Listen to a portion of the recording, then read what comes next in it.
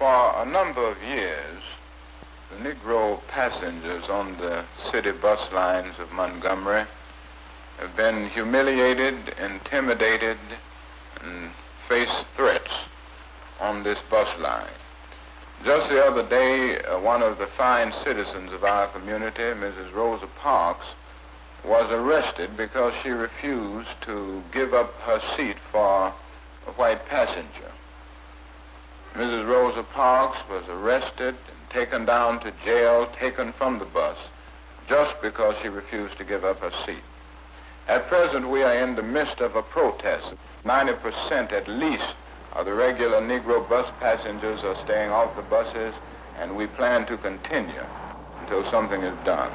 The end of segregation on the buses became the goal of King and his followers. Carpools were formed throughout the city to take Negroes to and from work, while others walked rather than ride segregated buses. For the first time, an entire Negro community organized to combat the system that denied them full citizenship. As the boycott continued, King's home was bombed by terrorists. But these tactics failed to frighten King or the Negro community into submission. We cannot in clear conscience turn back in our struggle for justice. We have no moral choice but to continue the struggle, not for ourselves alone, but for all America. We have the God-given duty to help save ourselves and our white brothers from tragic self-destruction in the quagmire of racial hate. In a further attempt to defeat the boycott, King was arrested. Charged with obstructing free enterprise, he was found guilty and paid a large fine. I can say that there is no bitterness on my part as a result of the decision, and I'm sure that I voice the sentiment of the more than 40,000 Negro citizens of Montgomery. We still have the attitude of love. We still have the method of passive resistance, and we are still insisting emphatically that violence is self-defeating, that he who lives by the sword will perish by the sword.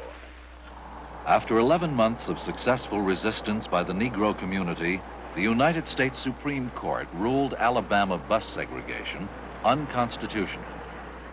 Montgomery was ordered to desegregate its buses.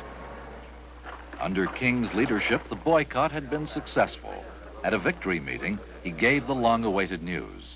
The executive board of the Montgomery Improvement Association recommends that the 11-month-old protest against the city buses will be called off, and that the Negro citizens of Montgomery, Alabama will return to the buses on a non-segregated basis.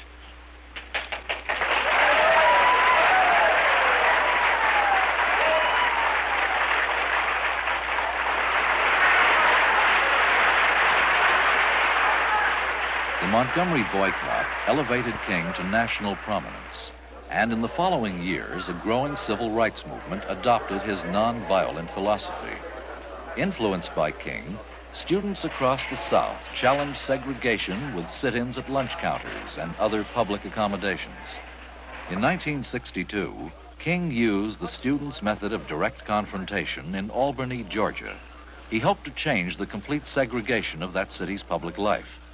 However, Police Chief Pritchett cleverly countered the nonviolent demonstrations with nonviolent arrests. All right, put him in jail. Get me. After more than 1,200 arrests and months of effort, Albany's color barrier remained intact.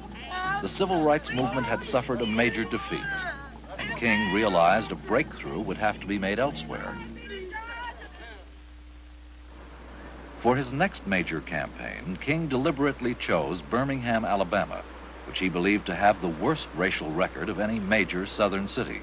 The civil rights cause badly needed a victory, and he felt that if progress could be made here, then the entire movement would take a significant turn.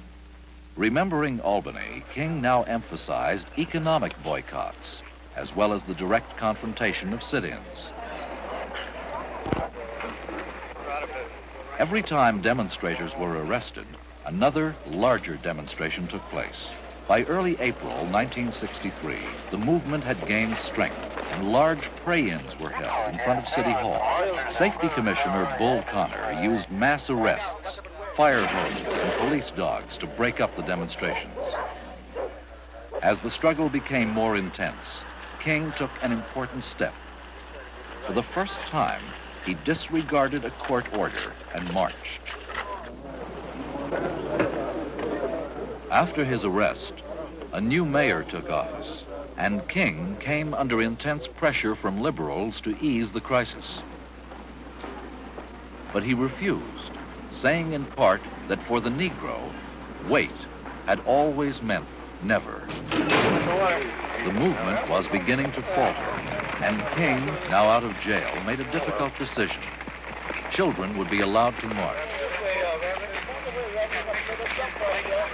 By filling up the jails, they placed an added burden on the city.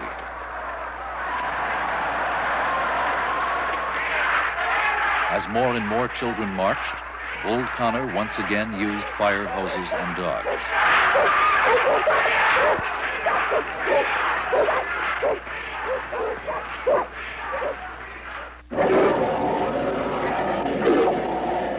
An aroused public opinion soon forced a fragile agreement.